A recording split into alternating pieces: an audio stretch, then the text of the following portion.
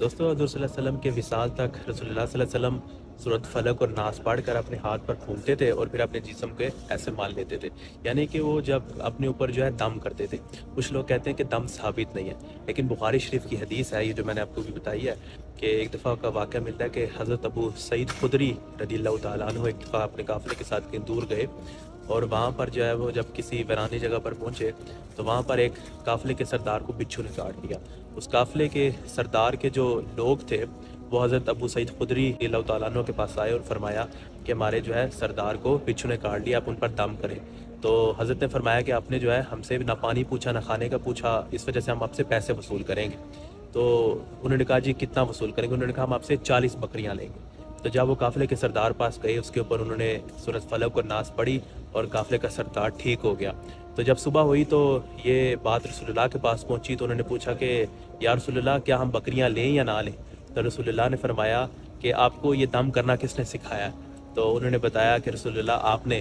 تو رسول اللہ نے فرمایا کہ ٹھیک ہے 20 آپ رکھ لو، 20 بکریاں میں رکھ لیتا ہوں۔ سبحان اللہ۔ تو یہاں سے ثابت ہوتا ہے کہ دم ثابت۔ علی بھائی اگلا سوال ہے کہ ہاتھ یا پاؤں میں علاج کی غرض سے دھاگا باندھنا اور دم کروانا کہاں تک درست ہے؟ دم تو بالکل ٹھیک ہے جی، وہ آپ کروا سکتے ہیں۔ دم تو بالکل ٹھیک ہے جی، وہ آپ کروا سکتے ہیں۔ دم تو بالکل ٹھیک ہے جی، وہ آپ کروا سکتے ہیں۔ دم کے اوپر میرا کلپ بھی ہے کہ لیکن اس میں پھر آپ وہ 70,000 جو بغیر حساب و کتاب وہ فضیلت سے معروم ہوں گے، لیکن جائز ہے۔ اس سے بہتر ہے آپ خود دم کریں، جو صحیح بخاری میں آتا ہے المعوذات پڑھ کے نبی علیہ السلام تین صورتیں آخری تین دفعہ پڑھ کے جسم پہ ہاتھ پھیرا کرتے تھے پھونک مار کے۔ اچھا خود دم کریں گے تو وہ اس فضیلت وہ اس میں نہیں آئے گا، وہ کسی سے کروانے کے بارے میں۔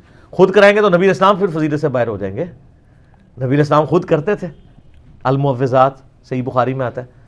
تو بلکہ صحیح مسلم میں ہے کہ جب نبی علیہ السلام کے گھر میں سے کوئی بیمار ہو جاتا تو اب آخری 3 صورتیں پڑھ کے دم کیا کرتے۔ سر یہ وظیفہ لے جائے، جب کوئی بیمار ہو، کوئی بھی یعنی بیماری ہو یا کوئی اور مسئلہ ہو، آخری 3 صورتیں پڑھ کے دم کر دیا کریں۔ سورہ فاتحہ کے دم کا بھی ذکر موجود ہے صحیح بخاری مسلم میں۔ دم تو ٹھیک ہے، یہی تعویذات ہیں المعوذات، 3 پناہ دینے والی صورتیں، لیکن تعویذ لٹکانا غلط ہے۔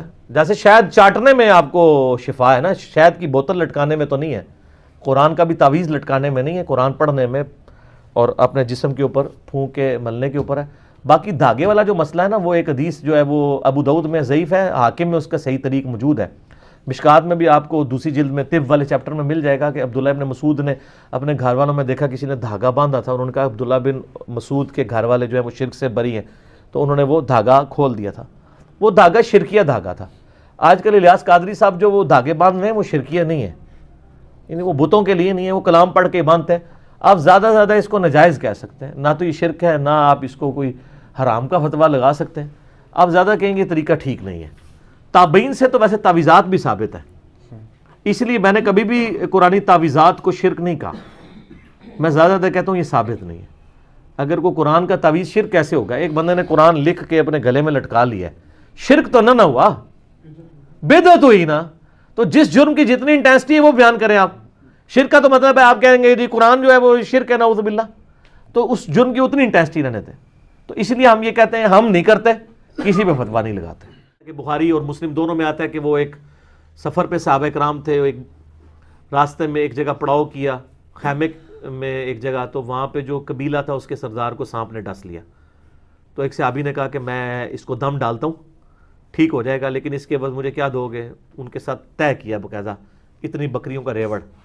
تو اس نے دم ڈالا تو شفا ہوگی، وہ بکریاں لے کے صحابہ میں اختلاف ہو گیا کہ یہ تو قرآن بیچنے کا معاوضہ ہو گیا، تو ان کا نبی علیہ السلام سے فیصلہ کروائیں گے۔ آپ نے پھر اس میں وہاں ہی فرمایا تھا کہ سب سے بہترین چیز جس سے تم یعنی مال کماتے ہو وہ اللہ کی کتاب ہے، لیکن اس ذریعے سے۔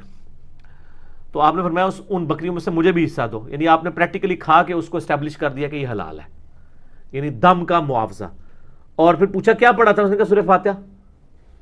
آپ فرمایا تمہیں کیسے پتہ چلا کہ سورہ فاتحہ کے اندر ہی شفا؟ یعنی انہوں نے تجربے سے ایک چیز حاصل کی تھی نا، ام القرآن ہے۔